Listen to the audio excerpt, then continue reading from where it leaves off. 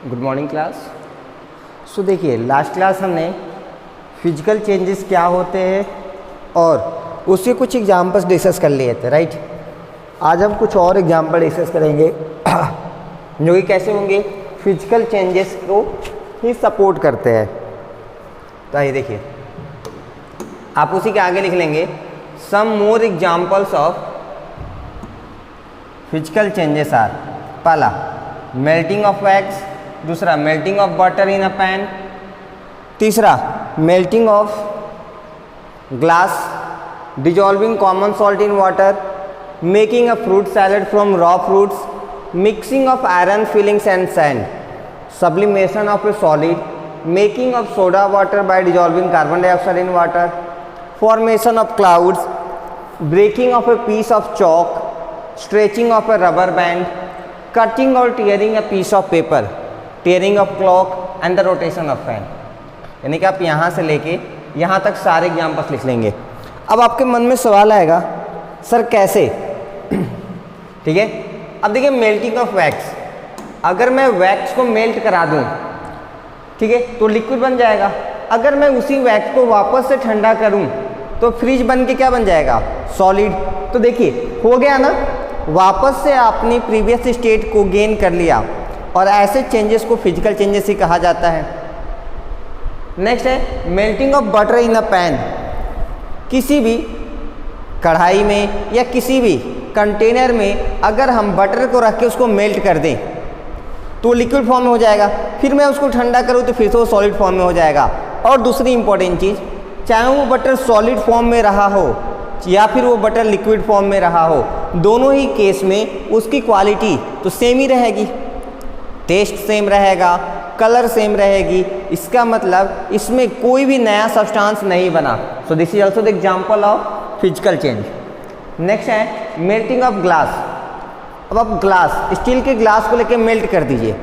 वैसे जनरली ये पॉसिबल नहीं है, लेकिन हाँ अगर हम एक स्पेसिफिक टेम्परेचर प्रोवाइड करें तो उस केस में पॉसिबल है। यानी कि अगर मैं इसको भट्टी में या फिर कंपनी वगैरह में ले जाके करूं तो वहाँ ये चीज़ आराम से पॉसिबल हो जाती है।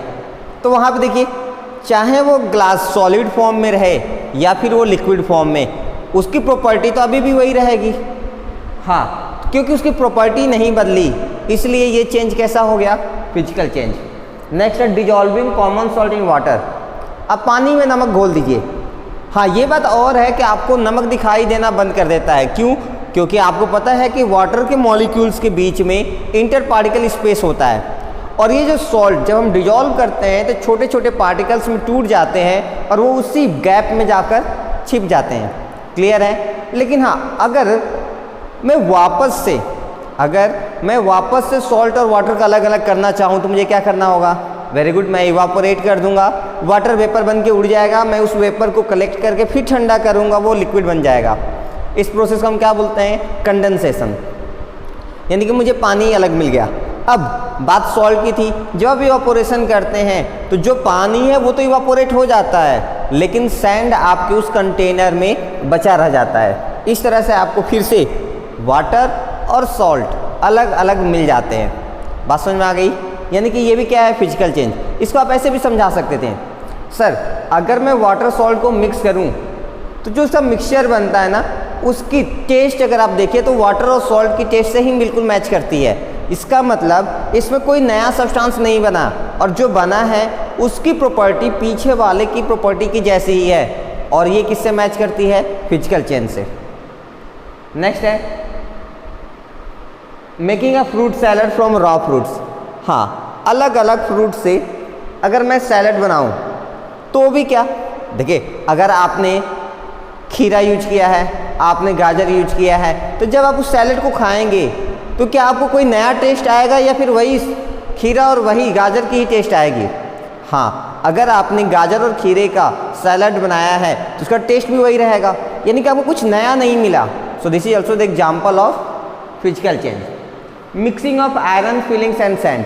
अब आपने क्या किया? लोहे के छोटे छोटे टुकड़े, एकदम छोटे छोटे टुकड़े को सैंड में मिला दिया। अब बताइए, क्या वो दोनों आपस में ऐसे मिल जाएंगे, उनकी कोई नई प्रॉपर्टी आ जाए? बिल्कुल नहीं। अब हम इनको अलग कैसे करेंगे? कुछ नहीं करना, आप एक मैग्नेट लेके आइए बड़ा सा, और उनके चारों तरफ मैग्नेट को मूव करा दीजिए। इससे क्या होगा, जितने भी छोटे छोटे पार्टिकल्स आयरन के रहेंगे वो उसमें चिपक जाएंगे और इस तरह से आपका आयरन फीलिंग्स यानी कि आयरन के छोटे छोटे पार्टिकल्स और सैंड अलग अलग हो जाएंगे। इनमें this is also the example of physical change. Next one is sublimation of solid. Sublimation क्या होता है? The process in which a solid directly converts into gas या the process in which a gas directly converts into solid, that is known as sublimation. Example में हमने बहुत सारे example देखा था, नेफ्थलीन बॉल्स, कैम्फर। ठीक है, अगर हम कैम्फर की बात कर ले, कपूर की, तो कपूर तो मेरे पास सॉलिड फॉर्म में है, मैंने उसको हीट किया, वो गैस पे कन्वर्ट हो जाएगा। अगर मैं उस गैस को वापस से ठंडा कर दूं, हाँ एक स्पेसिफिक टेम्परेचर प्रोवाइड करूं, तो वो गैस वापस से क्या बनता है? कपूर में कन्वर्ट हो जाता है। इसका मतलब हाँ, कपूर से गैस का बनना और गैस से कपूर का बनना एक रिवर्सिबल चेंज है, वो बार बार चेंज होते रहते हैं। इसका मतलब ये भी क्या है? फिजिकल चेंज है। नेक्स्ट देखिए, making of soda water bye dissolving carbon dioxide in water. Soda water किसको कहते हैं? जब हम पानी में कार्बन डाइऑक्साइड को मिक्स कर देते हैं तो उसे हम सोडा वाटर कहते हैं। अब देखिए, पानी में अगर मैं कार्बन डाइऑक्साइड मिक्स कर दिया तो सोडा वाटर बन गया। अगर मैं उसमें से फिर से उसको अलग अलग करना चाहूँ तो कार्बन डाइऑक्साइड जब अलग हो जाएगा तो ये अलग अलग हो जाएंगे, यानी कि ये भी क्या है? Physical change. Formation of clouds, बादल का बनना, this is also physical change. Breaking of a piece of chalk, एक चौक को अलग अलग टुकड़े में तोड़ देना, that is also physical change. क्यों? क्योंकि वो भले से उसकी साइज चेंज हो गई, लेकिन वो पहले भी चौक था, लिखने के काम आता, अभी भी वो चौक है, उससे लिखने का काम ही आएगा। नेक्स्ट है stretching of A rubber band. आपने एक रबर बैंड को लेके खींच दिया है, तो खींचने से क्या हुआ? उसकी साइज बढ़ गई होगी, लेकिन अभी भी है तो वो रबर बैंड ही। नेक्स्ट है कटिंग और tearing a piece of paper. जब आप किसी भी पीस ऑफ पेपर को या तो काटते हैं या फाड़ते हैं, उससे क्या होता है? उसकी शेप और साइज बदल जाती है, लेकिन क्वालिटी अभी भी पेपर की ही रहेगी। आप छोटे वाले टुकड़े पे भी चाहे तो लिख सकते हैं, आप बड़े वाले पे भी लिख सकते थे। टीयरिंग ऑफ क्लॉथ, कपड़ों का फटना, this is also physical change. Rotation of a fan, पंखे का घूमना, this is physical change. So ये सब किसके एग्जाम्पल थे? फिजिकल चेंजेस के। सो आइए नेक्स्ट टॉपिक है हमारा केमिकल चेंजेस। केमिकल चेंजेस क्या होते हैं? आपने वो लिख लिया होगा, हाँ गुड। आइए अब हम केमिकल चेंजेस की पहले डेफिनेशन की बात करेंगे और फिर इसकी एग्जांपल्स की बात करेंगे। तो देखिए, सबसे पहले आप हेडिंग बनाएंगे केमिकल चेंजेस, ये होते क्या हैं। So this is your heading chemical changes.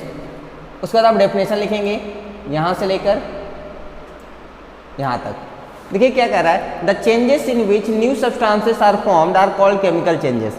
यानी कि कुछ ऐसे भी चेंजेस होंगे जिसमें कि चेंजेस होने के बाद आपको एक नया सब्सटेंस मिलेगा जिसकी प्रॉपर्टी पीछे वालों की प्रॉपर्टी से बिल्कुल अलग होगी, that is known as chemical change. In a chemical change the substances involved change their identity. हाँ, अगर मैं केमिकल चेंज की बात करूँ तो केमिकल चेंज में पार्टिसिपेट करने वाले जितने भी पार्टिसिपेंट्स होते हैं, वो जब केमिकल चेंज कंप्लीट हो जाता है उसकी प्रॉपर्टी से बिल्कुल अलग होते हैं। यानी कि जो वो पहले थे, जो उनकी क्वालिटी थी, वो क्वालिटी चेंज होने के बाद बदल जाती है। फॉर एग्जांपल अगर मैं बात करूं हाइड्रोजन और ऑक्सीजन गैस की, तो ये देखिए H2 गैस है and this is O2 gas. अब अगर आप बात करें तो ऑक्सीजन गैस क्या होता है? This is compulsory for the burning of anything. अगर आपको कुछ भी जलाना है तो उसके लिए ऑक्सीजन गैस होना बहुत जरूरी है। अगर ऑक्सीजन गैस नहीं रहेगा तो कोई भी चीज़ आप चाहे मैच स्टिक से जलाएं या केरोसिन से, वो कभी भी नहीं जलेगा। क्लियर है?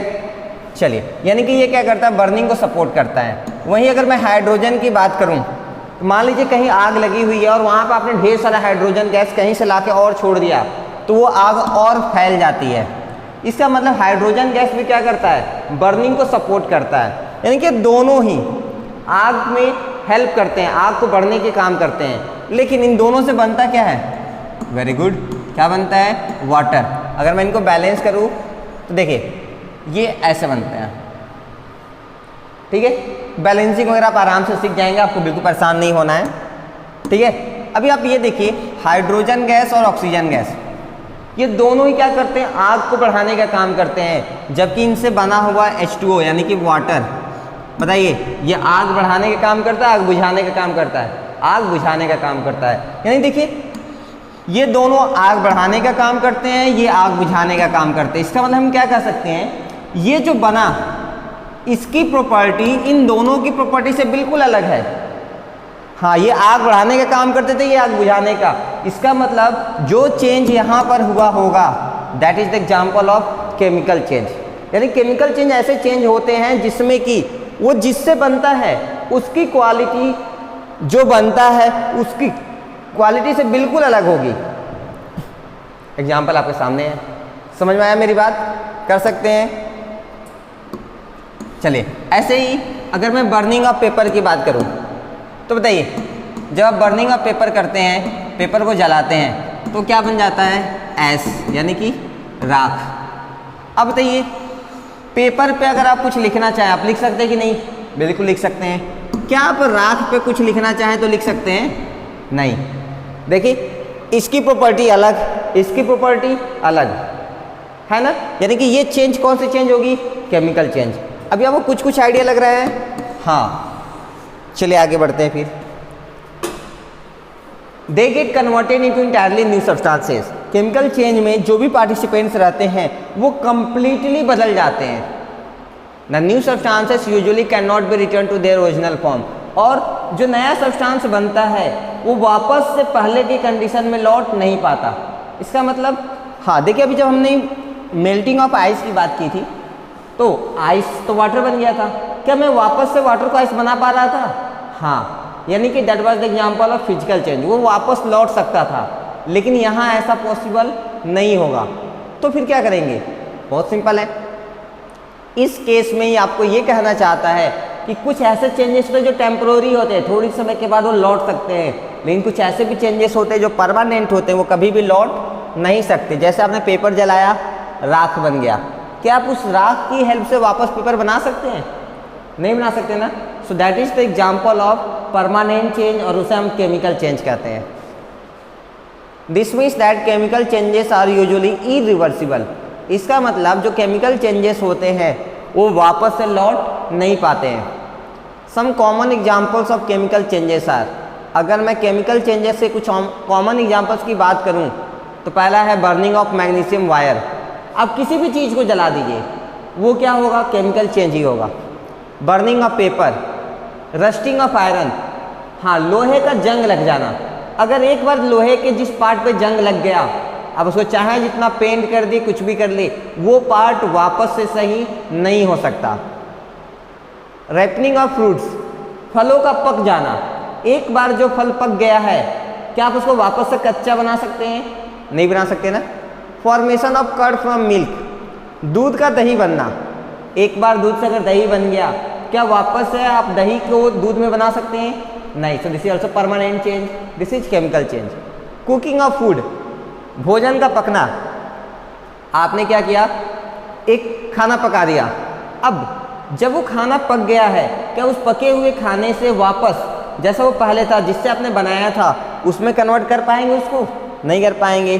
So this is also the example of chemical changes. तो आप एग्जाम्पल्स लिख लेंगे डेफिनेशन के बाद यहाँ से यहाँ तक। सही है? कर सकते हैं। चलिए, अब उसके बाद ये चीज़ वही लिखी गई है कि ऐसा क्यों, ये क्यों है, तो वो तो हमें पता ही चल गया। तो फिलहाल हम इसमें टाइम वेस्ट नहीं करेंगे। आइए हम नेक्स्ट डिस्कस करते हैं। अब हमारे काम की सबसे इंपॉर्टेंट चीज़ है वो ये है, what is the difference between physical change and chemical change. Actually physical और केमिकल चेंज में अंतर क्या है, मुझे ये समझना पड़ेगा। हाँ, मैक्सिमम चीज़ें तो आपको पता चल गई हैं, बट फिर भी एक बार मेरा काम है आपको हम बता दें, तो आप इस टेबल को जरूर से बना लेंगे। पहला है no new substance is formed in a physical change. अगर मैं फिजिकल चेंज की बात करूं तो उसमें कोई भी एक नया सब्सटेंस नहीं बनता, जबकि अगर मैं केमिकल चेंज की बात करूं तो उसमें एक नया सब्सटेंस बनता है और जिसकी प्रॉपर्टी जिससे बना है उसकी प्रॉपर्टी से बिल्कुल अलग होती है। It means a new substance is formed. फिर देखिए second, a physical change is a temporary change. जो फिजिकल चेंज होता है ना वो टेम्पररी चेंज, यानी कि थोड़ी समय के बाद अगर आप वापस से पुराने कंडीशन में लौटना चाहें तो आप लौट सकते हैं। जबकि हाँ, केमिकल चेंज कैसा होता है? Permanent change. और केमिकल चेंज या परमानेंट चेंज, यानी कि अगर आप चाहें वापस लौटना तो भी आप वापस लौट नहीं सकते।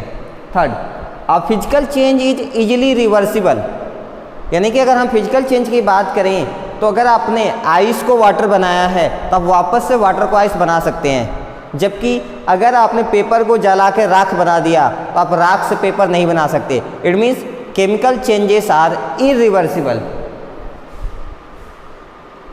नेक्स्ट बात करिए, fourth point, very little heat और light energy is usually absorbed और given out in a physical change. अगर हम फिजिकल चेंज में बात करें तो जनरली हीट और लाइट का ऑब्जॉर्बमेंट होता ही नहीं है, बट कभी कभार आपको थोड़ी बहुत हीट देनी पड़ सकती है या फिर इस चेंज में थोड़ी बहुत हीट रिलीज हो जाती है। जबकि अगर मैं केमिकल चेंज की बात करूं तो अ लॉट ऑफ हीट और लाइट एनर्जी इज एब्जॉर्ब्ड और given out in a chemical change. अगर आपको किसी चीज़ को जलाना है तो क्या आप थोड़ी सी हीट देंगे तो जल जाएगा? नहीं, आपको उसको प्रॉपर हीट देना पड़ेगा तभी वो जलना स्टार्ट करता है। यानी कि केमिकल चेंज में हमें एक फिक्स अमाउंट ऑफ हीट या लाइट ट्रांसफ़र करना पड़ता है। नेक्स्ट है, the mass of a substance does not alter in a physical change. अगर मैं किसी भी सब्सटेंस की मास की बात करूं तो फिजिकल चेंज में उसका टोटल मास कभी नहीं बदलता। हाँ, फिजिकल चेंज में उसका टोटल मास कभी भी नहीं बदलता। जैसे कि अब मान लीजिए आपके पास एक पेपर है, इस पेपर का मास है 2 ग्राम्स। आपने इस पेपर को 2 पार्ट में डिवाइड कर दिया, ये था 1 ग्राम और ये बना 1 ग्राम। तो दोनों पार्ट को वापस आप जोड़ेंगे तो कितना हो जाएगा? 2 ग्राम्स हो जाएंगे। जबकि अगर वो केमिकल चेंज हो गया, यानी कि इसी 2 ग्राम के पेपर को आपने जला दिया, तो जो राख बनेगी वो 2 ग्राम नहीं होगी। यानी कि केमिकल चेंज में the mass of a substance does alter in a chemical change. जबकि अगर आप केमिकल चेंज की बात करते हैं तो उस केस में मास क्या होता है? बदल जाता है। तो इस तरह से आपका ये टॉपिक यहीं फिनिश होता है। आज इतना ही, नेक्स्ट क्लास में हम इसके आगे कंटिन्यू करेंगे। Till that, thank you so much.